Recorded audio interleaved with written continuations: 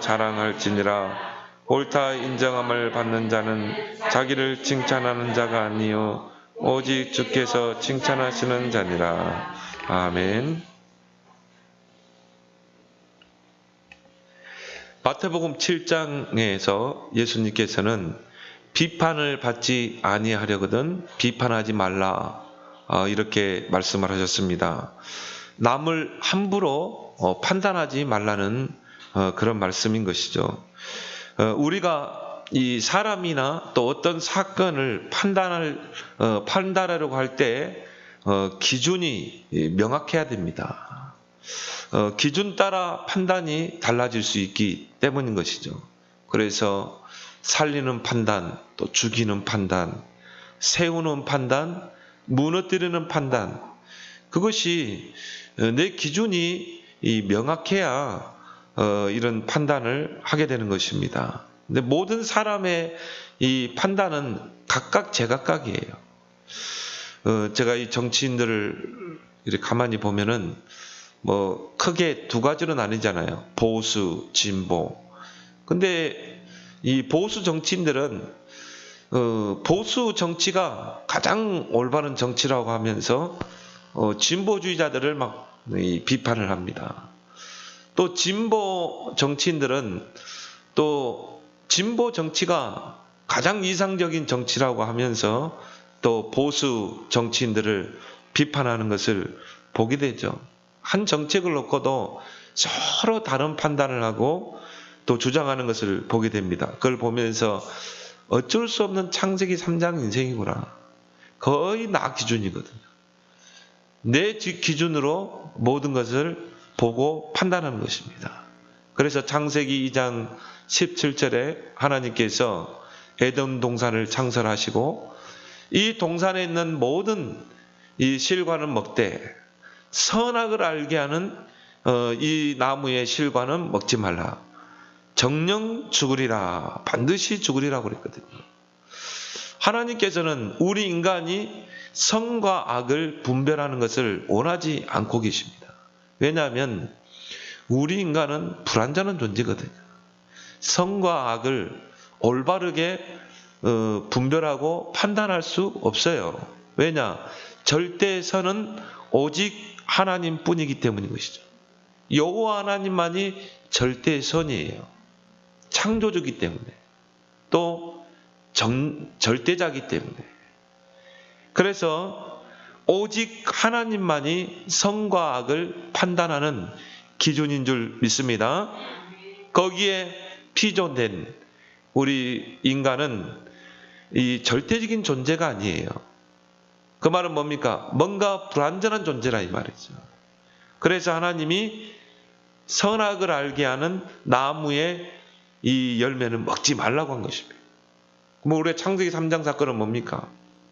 하나님이 먹지 말라고 한 선악을 알게 하는 그 나무의 실과를 우리가 뱀의 그 사단의 미혹을 받아서 먹게 된 것이죠.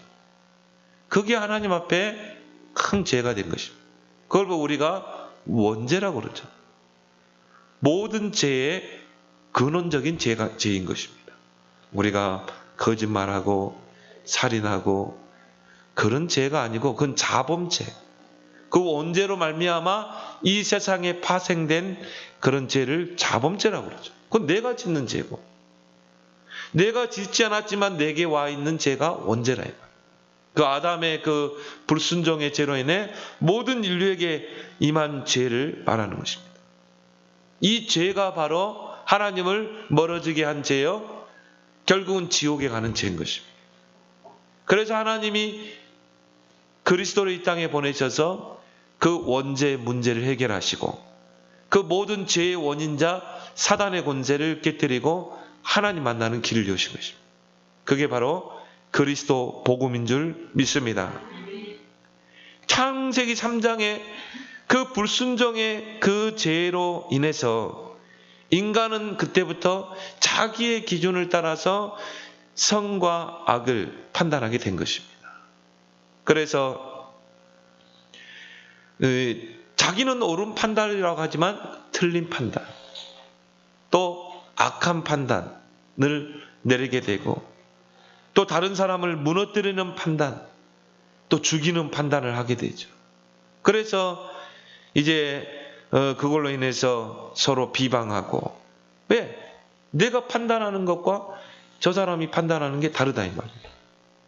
근데 내가 판단하는 게 옳다고 보는 것입니다. 저 사람이 판단하는 것은 틀리다고 본 거예요.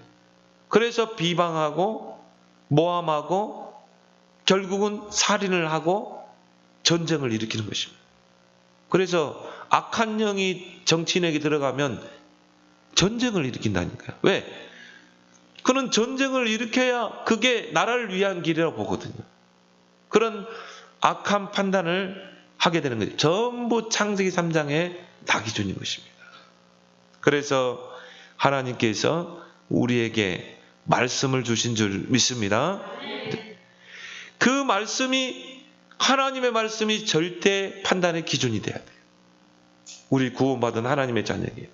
그래서 말씀이 가면 가고, 말씀이 멈추면 멈추고, 말씀이 요단으로 향해 가라 그러면 내 생각 판단을 내려놓고 직진하는 것입니다. 그래서 히브리 4장 12절을 보니까 하나님 말씀은 우리 마음과 생각을 판단하신다고 그랬어요. 그 말은 뭡니까? 우리의 마음과 생각을 판단하는 것은 오직 살았고 운동력 있는 하나님의 말씀이어야 되는 줄 믿습니다. 그럼 여러분요, 하나님의 말씀을 절대 기준으로 삼아요. 성경 좀 읽길 바랍니다. 왜?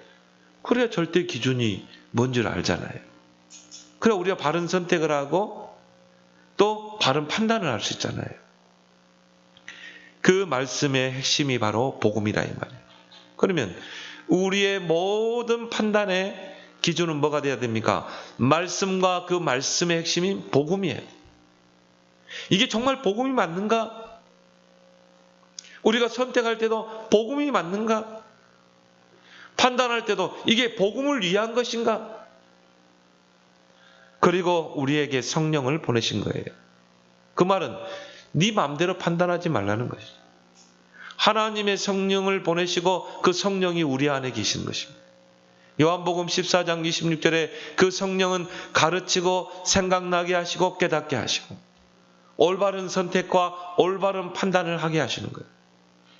고린도전서 2장 10절에 보니까 그 하나님의 말씀은 하나님의 깊은 것을 통달하게 하시느니라. 성령은 하나님의 깊은 것을 통달하게 깨닫게 하신다 이 말. 내가 여러분이 뭘 하나 선택할 때, 판단할 때 성령을 의지하고 기도해 보세요. 근데 성령께서 내게 막 불안을 줘. 자꾸 불안감이 오고 아니라는 사인을 보내요. 근데 우리는요, 성령의 그 인도를 거부하고 내 마음대로 판단해 버립니다. 여러분이 정말 기도의 사람, 성령의 사람이라면 여러분이 하나님의 성령을 의지하고 기도하길 바랍니다. 올바른 판단과 올바른 선택을 하게 돼요. 그게 바로 평강인 줄 믿습니다. 내 마음의 평안이 옵니다. 우리 아버님이 이번에 폐암 수술을 하셨는데요. 병실에 계실 때 성경을 계속 읽으시더라고요. 성경을 계속 읽고 나름대로 기도를 하시는 것 같아요. 근데 이제 간증을 하시는데 그 수술하러 가면 얼마나 두렵습니까? 근데 마음이 이렇게 평안하더래요. 그런 체험을 처음 해본 거죠. 막 불안하고 두렵고 해야 되는데 참 마음이 평안하다. 그래서 제가 이제 요한복음 14장 27절 가지고 말씀 주거든요. 그건 하나님이 주신 평안입니다. 그거는 걱정하지 마. 내가 너를 지킬 거야. 내가 너의 건강을 지킬 거야. 그게 바로 내 마음에 평강이 오는 것입니다. 평안을 너희에게 주노니 곧 나의 평안을 너희에게 주노라. 내가 너희에게 주는 평안은 세상에서 주는 것 같지 아니하다. 너희는 마음에 근심하지 말고 두려워하지 말라. 하나님께서 아버지에게 평안을 주시는 것입니다. 그거는 내가 너를 지키겠다. 네 건강까지 지키겠다는 마음의 약속의 표현인 것입니다. 그래 우리 아버님이 그런 말씀이 있냐는 거죠. 찾아드렸거든요. 여러분이 그렇다면 오늘 이 본문을 통해 첫 번째 기억할 것은 뭡니까? 사람을 외모로 판단하지 말라. 오늘 7절에 너희는 외모만 보는도다. 고린도 교회는 바울이 세운 교회입니다. 바울이 이 교회를 세워놓고 이제 순회 사역을 하게 되죠. 순회 사역을 하고 이제 바울이 교회를 비우게 됐어요. 그런데 거짓 교사들이 이제 교회에 몰래 들어온 것입니다. 이 거짓 교사들은 복음은 말하지만 복음에 전혀 관심이 없는 자들이에요.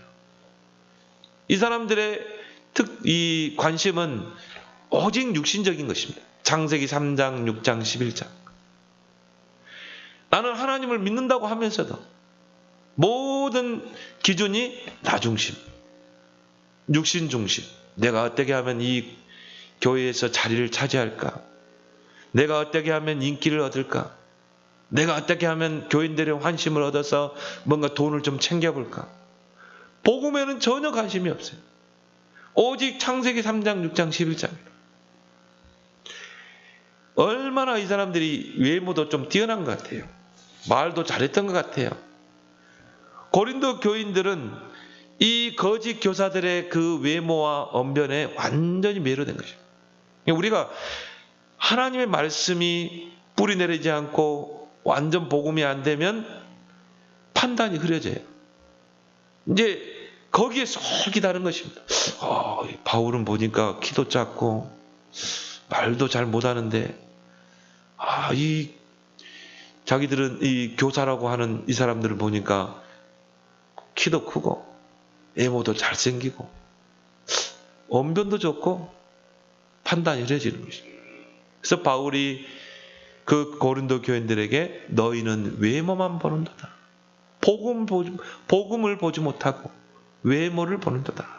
우리가 자칫 이렇게 육신적인 것으로 나 기준으로 판단을 할 수 있는 것입니다. 그래서 오늘 10절에 보면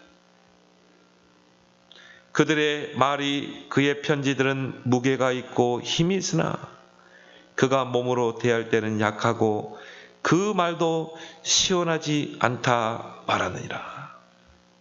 이 거짓 교사들은 바울은 몸도 약하고 언변도 시원하지 못하다고 그렇게 비방한 것이죠. 바울은 실제적으로 질병이 있었어요. 고린도후서 12장에 육체에 가시가 있었다고 그랬죠. 그래서 바울은 그걸 위해서 진짜 생명 걸고 3번 기도했잖아요. 그래서 어떤 사람은 바울은 안질이 있었을 것이다. 눈이 안 좋았다.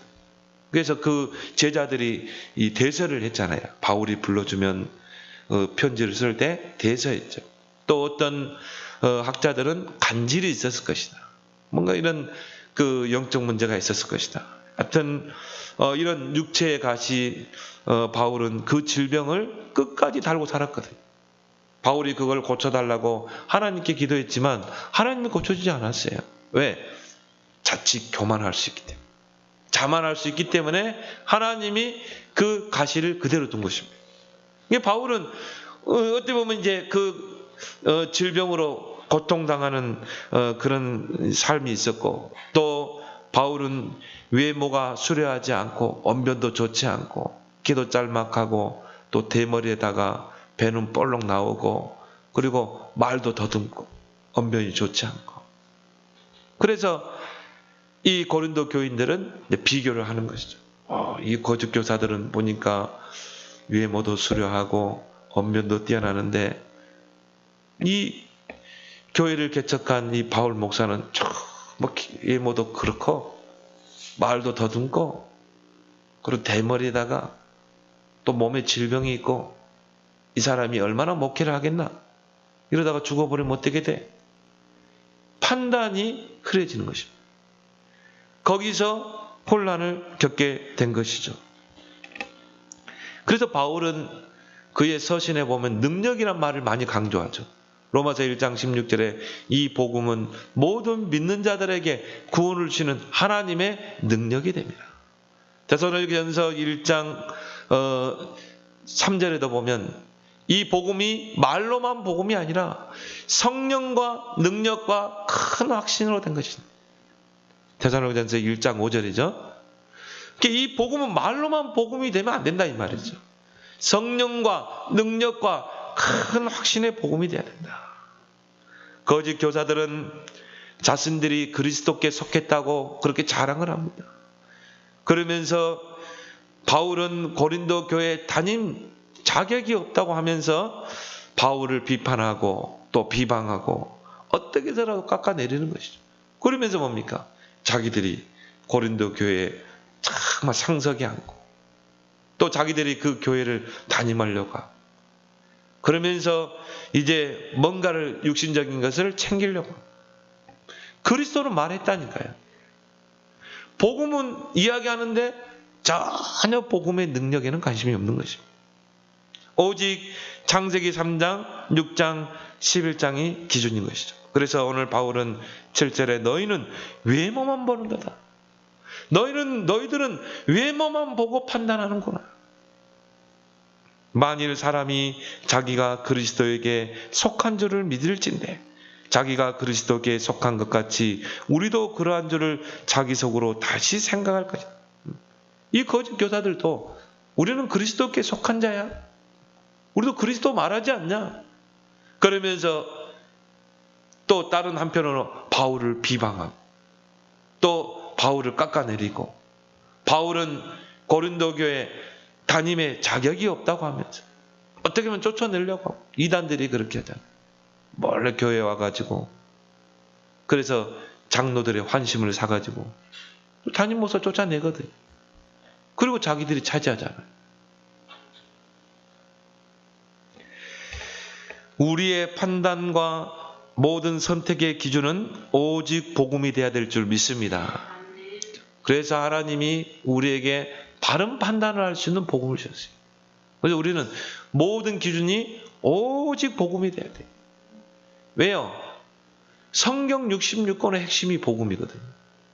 정말 복음이 맞는가? 오직 복음인가? 오직 복음의 정신인가? 이걸 우리는 모든 판단의 기준으로 삼아야 된다는 거죠. 사무엘상 16장 7절에 사람의 용모와 키를 보지 말라. 내가 보는 것은 사람과 같지 아니하니 사람은 외모를 보거니와 나 여호와는 중심을 보느니라. 하나님께서 사무엘 선지자를 이새의 집으로 보내죠. 앞으로 하나님의 큰 일을 맡을 그 렘넌트가 이새의 집에 있다는 거예요. 이새의 아들은 8아들이거든요. 그래서 이제 사무엘 선지자가 이새에게 와서 하나님 메시지를 전달하죠. 그래서 그 사람을 내가 찾으러 왔다는 거예요. 그 이새가 큰아들부터 쫙 보이죠. 큰아들부터 이미 풍채도 좋고 외모도 수려하고 언변도 좋아 보이고 사무엘이 60년의 눈으로 본 거예요. 하나님, 저 사람이 그 사람 아닙니까? 저 아들이 바로 하나님이 점치고 놓은 자 아닙니까? 하나님 뭐라고 그래요? 아니다. 둘째를 데려왔는데 똑같이 수려하고 용모도 있고 하나님 아니라는 거예요. 7번째까지 데려왔는데 하나님 아니라는 거예요. 그러면서 하나님이 하시는 말입니다. 사람은 외모를 보지만 용모와 키를 보지만 나는 사람과 같지 않다. 나 여호와는 중심을 보느니라. 진짜 하나님 앞에 중심 있는 자. 하나님은 그 사람을 쓰시는 줄 믿습니다. 왜 하나님이 저 갈릴리 사람들을 쓰셨어요? 왜 세리, 어부 이런 사람 쓰셨습니까? 그래 바리새인들은 그러잖아요. 갈릴리에서 인재가 나올 수 있나? 갈릴리는 촌동네요. 정말 가난한 사람들이 사는 동네고. 근데 저기서 인재가 나올 수가 없거든요. 근데 하나님은 뭘 보셨어요? 중심을 보시는 거예요. 하나님은 여러분의 중심을 보시는 줄 믿습니다. 하나님의 모든 기준은요, 중심. 저 사람이 정말 복음의 중심인가? 저 사람이 정말 여호와 하나님을 사랑하는가? 이걸 보시고 하나님은 선택하시고 쓰시는 줄 믿습니다. 복음은 말하는데 그리스도는 안다고 하는데 복음 정신이 없는 자. 복음은 있는데 복음화가 안 된 자가 많아요. 그냥 말로만 복음이라. 천국에 가보니까 어떤 사람은 입만 와서 있더래요. 입만 하나님을 믿습니다. 입만 천국에 와 있어.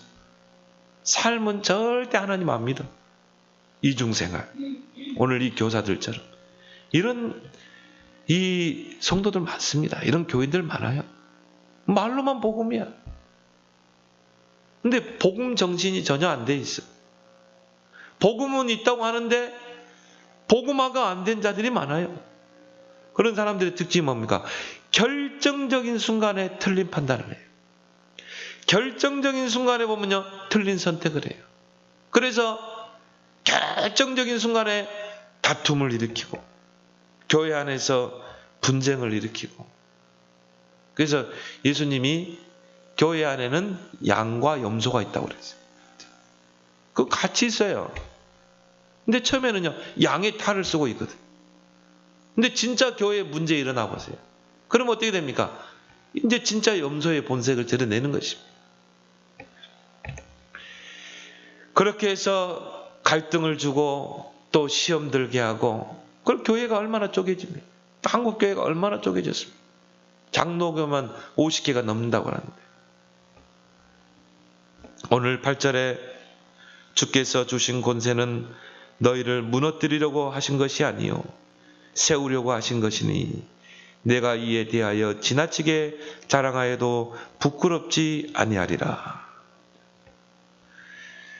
정말 복음 정신은 있는데 복음은 있는데 복음 정신이 없는 자들이 많아요. 그래서 뭡니까?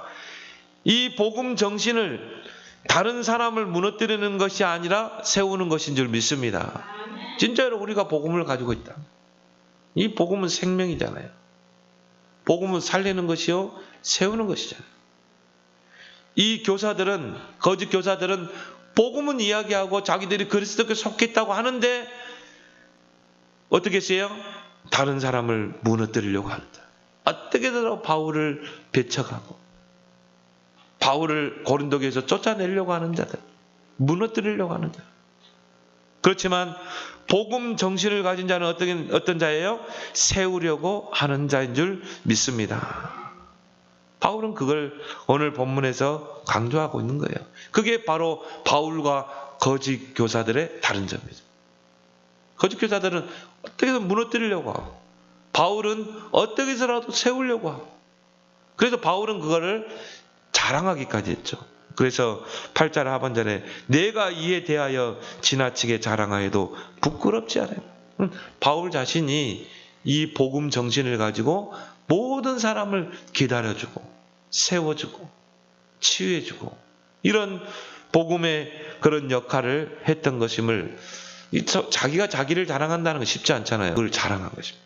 나는 이 복음으로 세우는 자였다는 것이죠. 그래서 우리가 뭔가를 판단할 때 우리는 동기를 꼭 확인해야 돼요. 이게 정말 복음이 맞는가? 정말 이 복음에 유익된 것인가? 그래서 여러분은 모든 선택과 판단이 오직 복음으로, 복음에 의한, 복음을 위한 그런 판단과 그런 치유를 통해서 모든 사람을 세우고 교회를 세우는 그런 자들이 되기를 예수 그리스도로 축원합니다. 두 번째로 오늘 본문을 통해 기억할 게 뭡니까? 분수 이상의 자랑을 하지 말라. 오늘 바울은 이야기합니다. 13절에 그러나 우리는 분수 이상의 자랑을 하지 아니하고. 분수 이상의 자랑을 하면 안 돼요.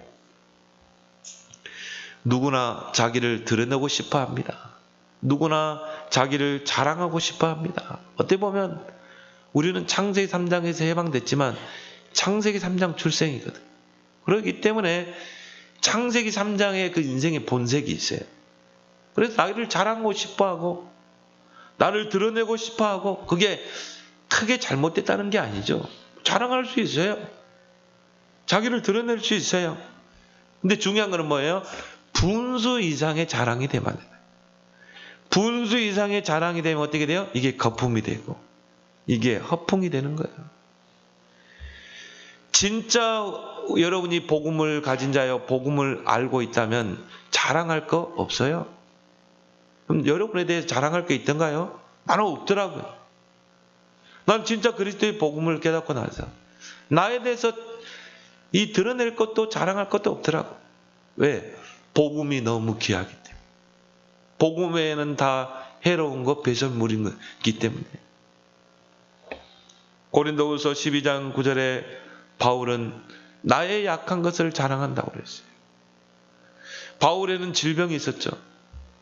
그 질병을 오히려 자랑한다. 왜? 나의 약함이 곧 강하기 때문에. 여러분은 약한 것 많이 자랑하세요. 나는 부족해요. 나는 모자라요. 나는 할 수 없어요.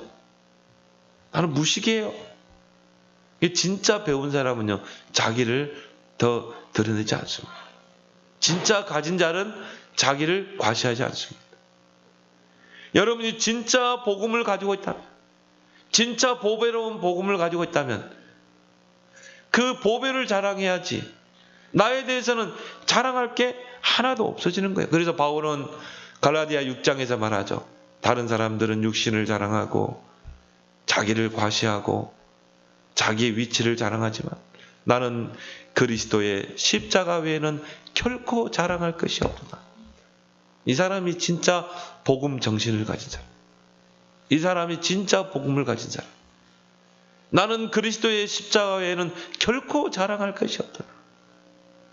고린도전서 2장 2절에는 뭐라고 그랬습니까? 나는 평생에 그리스도와 그의 십자가에 못 박히신 것 외에는 알지 않고 말하지 않기로 작정했다. 그 말은 나는 오직 그리스도만 자랑하기로 작정했다. 나는 오직 그리스도만 나타내기로 각오를 작정을 했다는 것이죠.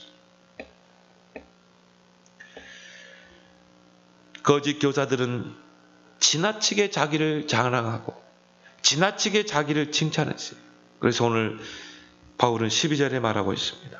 우리는 우리를 자랑하는 어떤 자와 더불어 감히 짝하며, 그죠? 이런 거짓 교사들은요, 교인들에게 자기를 칭찬하고 자기를 과시하고 그래서 자기로서 자기를 헤아리고 자기로서 자기를 비교하니 지혜가 없도다. 여러분이 나를 과시하고 나 자신을 칭찬하는 거는요, 그거는 지혜가 없는 거예요. 그래서 지나친 분수 이상의 그 자랑이 오히려 부풀러지게 되는 것입니다. 결국은 들키게 되는 것입니다. 이 거짓 교사들은 이 15절에 있는 말씀처럼 남이 수고한 것을 가지고 자기가 한 것처럼 자랑을 했어요. 바울이 다 공덕을 쌓아놓고 이 수고한 것을요, 자기들이 한 것이냐. 그래서 오늘 15절에 우리는 남이 수고한 남의 수고를 가지고 분수 이상의 자랑을 하는 것이 아니라. 오늘 16절에도 보면 뭐라고 나왔습니까? 이는 남의 규범으로 이루어 놓은 것으로 자랑하지 아니하고, 이 거짓 교사들은 남의 규범으로 이루어 놓은 것을 가지고 자기들이 한 것이냐 자랑하고 과시하고, 그러면서 바울을 어떻게 해서 쳐내려고 하고 깎아내리려고 하고. 저는 지나친 자기 자랑은 열등감의 숨은 표현이라고 보거든요. 여러분 주변에 보세요. 막 자기 자랑하는 사람 있잖아요.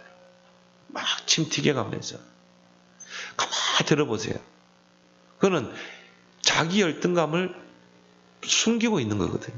자기 열등감을 뭔가 표현하는 게 그게 자기 과시거든. 자기 자랑이거든. 그래 막 부풀려서 자랑하. 정말 복음 가진 사람은요, 딱 보면 알잖아요. 그 사람 뭔가 열등의식이 있구나. 뭔가 비교의식이 있구나. 진짜 자기를 사랑하는 사람은요, 자기 자랑하지 않습니다. 정말 그리스도를 사랑하는 사람은 자기를 자랑하지 않습니다. 오직 하나님만 자랑하고 또 나타내는 줄 믿습니다. 그래서 바울은 오늘 13절에서 분수 이상의 자랑을 하지 말고 하나님이 나누어 주신 그 범위의 한계를 따라서 자랑하라고 그렇게 권면하고 있죠. 그래서 여러분이 간증할 때도 마찬가지죠. 내가 누구에게, 불신자에게 간증을 하잖아요. 근데 그 간증이 잘 사용되면은 이 상대의 마음문을 여는 전도의 문이 될 수 있어요. 그래서 바울도 중요한 사람을 만났을 때는 자기 간증을 했어요. 나는 과거에 이런 사람이었다. 그렇지만 내가 그리스도를 만나고 이렇게 바뀌었다. 결국은 간증을 통해 누구를 끌어냅니까? 그리스도를 끌어내거든요. 이게 진정한 간증이에요. 진솔한 간증이에요. 이게 상대의 마음을 열게 되고, 이것이 바로 전도의 큰 문이 될 수 있는데, 우리가 자칫 간증을 할 때 주의해야 돼요. 왜냐하면 분수 이상의 자랑이 될 수 있거든요. 부풀리고 뻥튀기고. 간증의 목적은 오직 하나님의 영광을 드러내는 것, 오직 그리스도를 드러내는 것, 이게 간증의 목적인 줄 믿습니다. 그래서 오늘 17절에 바울은 뭐라고 합니까? 자랑하는 자는 주 안에서 자랑할지니라. 그 말은 뭘 말해요? 네가 진짜 간증하려면, 네가 진짜 자랑하고 싶어? 그러면 오직 그리스도를 끌어내는 자랑을 해야 돼. 그리스도께로 인도하는 간증을 하라. 그래서 우리는 뭡니까? 비포와 AD를 잘해야 돼요.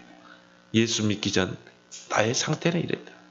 형편없는 인간, 소망 없는 인간, 정말 하나님과 온수되었던 나의 삶. 그렇지만 예수 믿고 구원받은 나는 이렇게 됐다. 그러면서 누구를 드러내야 돼요? 그리스도를 드러내야 돼요. 그게 간증의 목적이요, 하나님의 영광을 드러내는 게 간증의 목적인 것입니다. 그래서 바울의 간증을 보세요. 특히 빌립보 3장에 보면, 나는 예수 믿기 전에 이런 사람이었어.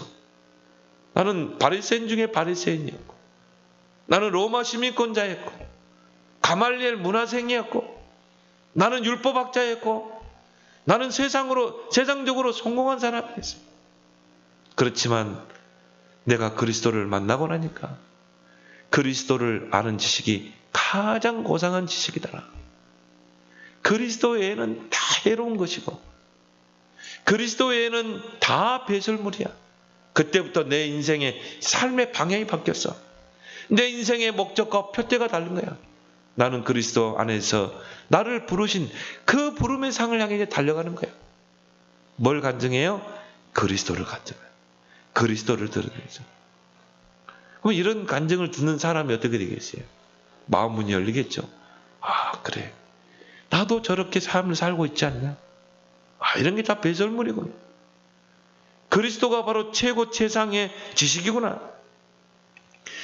이런 간증자들이 되기를 예수 그리스도로 축원합니다.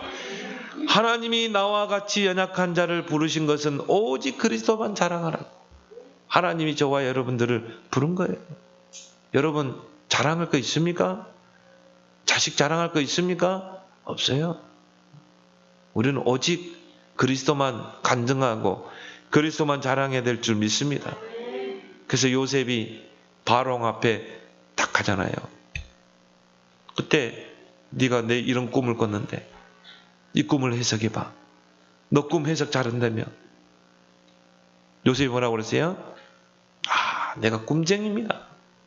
내가 왕의 꿈 하나는 기가 막히게 내가 풀 수 있습니다. 그랬습니까? 아니죠. 왕이요, 이 꿈은 하나님이 주신 꿈입니다. 하나님께서 왕을 통해 하시고자 하는 일이 있는 것입니다. 그래서 이 꿈을 주신 분은 하나님이기 때문에 이 꿈을 해석하는 분도 하나님입니다. 누구를 드러냈어요? 하나님을 드러낸 거죠. 그 불신자 왕에게 하나님을 드러냈다니. 그리고 꿈을 딱 해석하니까 왕이 어떻게 했습니까? 불신자 왕이 이와 같이 하나님의 영에 감동된 자를 어떻게 얻을 수 있어요? 하나님을 인정했어요. 그리고 요셉을 총리로 세우잖아요. 이게 간증인 줄 믿습니다. 이게 전도예요. 그래서요, 진솔한 간증은 상대의 마음을 열게 되고 전도의 큰 문이 될 수 있는 것입니다. 그걸 우리가 다른 말로 인생 스토리라고 그러죠. 내 인생의 스토리가 있어야 돼요. 내 인생의 비포, 내 인생에 AD가 있어야 되는 줄 믿습니다. 오늘 16절에 이는 남의 규범으로 이루어 놓은 것으로 자랑하지 아니하고 너희 지역을 넘어 복음을 전하려 함이라. 거짓 교사들은 자기를 자랑하고 자기를 과시하는데 열을 내세요. 결국 서론 인생이죠. 이중인격이죠. 이들의 관심은요, 오직 자리. 내가 이 고린도 교회에서 어떻게 하면 자리를 차지하고, 오직 인기. 내가 이 교인들에게 어떻게 하면 인기를 얻고. 제가 부교육자 때요, 두 번째로 잠깐 있었던 교회, 홍제동 교회라고, 거기에 이제 부흥사 한 분이 왔어요. 근데 나는, 야, 그렇게 잘생긴 목사님 처음 봤어요. 야, 진짜 장동건보다 더 잘생겼어. 지금도 활동하십니다. 근데 그분은 이제 부흥사로 이제 교회 목사님이 했다 이 말이죠. 3박 4일 부흥회를 하는데 주 대상자들이 다 여자예요. 전혀 막 다 여자들이야. 2시간 전부터 앞에 와서 딱 앉아있더라고요. 더 놀라운 것은 목사님이 들어오니까 막 여자들이 환호를 하는 거죠. 와 하면서 막 박수 치면서. 그 내가 이제 그때 전도사 아닙니까? 가만히 보면서요. 야, 저게 진짜 복음이 아니겠지다. 그러면서 이제 이 사무엘상 그 말씀이, 하나님은, 사람은 외모를 보지만 하나님은 중심을 보는. 결국 문제를 일으키더라고요. 그걸 보면서, 야, 교인들이 다 저렇게 보지 않겠는가? 그런 교인들이 많을 것이다. 이런 생각을 해본 적이 있습니다. 이 교사들이 그랬거든요. 거짓 교사들은 복음에 관심이 없어요. 오직 인기. 어떻게 하면 자리를 차지하고, 어떻게 하면 그 목회를 통해 뭔가 돈을 벌어볼까? 창세기 3장, 6장, 11장. 여기에 서론 인생, 거기에 모든 인생을 거는 것입니다. 그 인생이 어떻게 하나님께 쓰임받겠어요? 그렇게 크게 쓰임받지 못하고 오래 가지 못합니다. 바울은 절대 서론에 묶이지 않았습니다. 너희 지역을 넘어 복음을 전하려 함이라. 너희들처럼 나는 분수 이상으로 자랑하지 않고 너희를 넘어 나는 복음을 전하라. 그 말은 뭡니까? 내가 이 교회 담임이 아니더라도 내가 들어갈 현장은 많다 이 말이에요. 내가 전할 복음의 현장은 많다. 바울은 본론과 결론의 인생을 사는 것입니다. 바울은요, 오직 로마. 사도행전 19장 31절 로마도 보아라. 거기에 내가 어떻게 하면 이 자리 뺏기지 않을까? 어떻게 하면 내가 이 교회 담임으로 있을까? 물론 하나님 절대 주권에 있었죠. 바울은 거기에 연연하지 않았어요. 왜? 바울은 본론과 결론의 인생을 살기 때문에. 너희 지역을 넘어 복음을 전하려 함이라. 그런 그리스도만 자랑하는 저와 여러분 되길 바랍니다. 세 번째로 뭡니까? 하나님이 옳다 인정하는 자가 되라. 오늘 18절에 옳다 인정함을 받는 자는 자기를 칭찬하는 자가 아니에요. 오직 주께서 칭찬. 하나님께서 칭찬하시고 하나님께서 인정하는 자가 되라 이 말이죠. 저는 우리 교단 안에 있는 그 목사님들을 딱 보면서요. 물론 뭐 이름 있는 목사님도 많죠. 근데 이분들은 복음 때문에 왔거든요. 오직 복음이 좋아서 온 분들이거든. 나는 우리 교단 안에 남이 인정해 주지 않아도 또 알아주지 않아도 묵묵히 자기 현장에서 이 복음 전하고 렘넌트 키우는 그런 목사님들이 많다는 걸 보면서 야, 참 내가 이 교단 안에 소속된 교회의 목사라는 게 참 감사하더라고. 남이 인정해 주지 않아도 남이 알아주지 않아도 작은 교회 목사임에도 불구하고 그 자리에서 오직 복음을 말하고 그 작은 현장에서 전도하고 제자 키우고 렘넌트를 키우는 그 목사님이 나는 더 귀해요. 나는 더 귀하더라니까요. 나는 저 섬에 10가구밖에 안 되는 그 섬에서요, 교회 세워놓고 목회하는 나는 그 목사님 더 훌륭하다고. 다른 목사님들은 다 도시로 가잖아요. 나는 저 완도에 있는 그 목사님을 알아요. 장로교 통합측 나온 목사님. 제 청소년 사역할 때 저를 참 이뻐했거든요. 그분은요, 진짜 그 완도에, 그것도 완도에서 한 섬에 몇 가구 안 되는, 근데 자기는 떠날 수 없다는 거죠. 이 교인들을 두고 떠날 수 없다. 젊을 때 막 도시로 다 가잖아요. 자기는 그 지역을 지켜야 한다. 나는 그분을 보면서요, 이분이 더 훌륭한 목사님. 저 서울의 큰 교회 목사님, 대형 교회 목사님보다 나는 이 교회, 시골 교회, 이 어촌에 있는 목사님 더 훌륭하다고 보거든. 하나님이 이분을 크게 축복하더라고요. 결국 그분은 평생 거기서 목회하셨어요. 이게 그 아들을 하나님 축복하더라고요. 얘가 얼마나 공부를 잘하는데, 정교에서 1등. 결국 서울로 와가지고는 서울대 들어가가지고 수석을 하게. 야, 자식들을 축복하는구나. 하나님이 칭찬하고 하나님이 인정하는 자가 돼야 돼요. 특히 평신도들, 제자들 중에요, 정말 남이 알아주지 않아도 내가 있는 현장에서 복음 전하는 이 평신도들 한 명의 제자가 귀하더라, 이 말이죠. 고린도 교회 안에 거짓 교사들은 어떻게 하면 교인들에게 인정받을까? 거기에 자기를 포장하고 또 과시하고, 그러면서 뭡니까? 복음은 살리는 것인데 어떻게 더 바울을 깎아내리려고 하고, 바울을 쫓아내려고 하고, 그 자리를 자기들이 차지하려고 하고. 사도행전 16장 13장 22절 23절에 보니까 내가 이새의 아들 다윗을 만나니 내 마음에 맞는 사람이라, 내 뜻을 다 이루리라. 하나님 마음에 쏙 드는 자라. 내 뜻을 저 다윗을 통해서 내가 이루리라. 하나님이 하신 말씀입니다. 이런 사람이 되길 바랍니다. 그래서 나는 다윗의 시편을 보면서요, 다윗은 참 하나님 마음에 쏙 드는 사람일 수밖에 없어요. 그 골리앗 앞에서 하는 말 보세요. 얼마나 하나님 마음에 쏙 들겠습니까? 여러분은 믿음의 고백을 하길 바랍니다. 다윗을 하나님이 큰 인물로 쓰셨어요.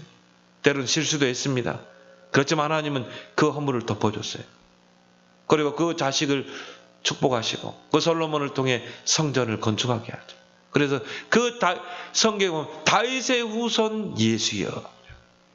그만큼 이스라엘 백성이 추앙하고 있는 인물이 다윗이라 이 말이에요. 왜요? 하나님이 인정하시는 자, 하나님이 칭찬하시는 자.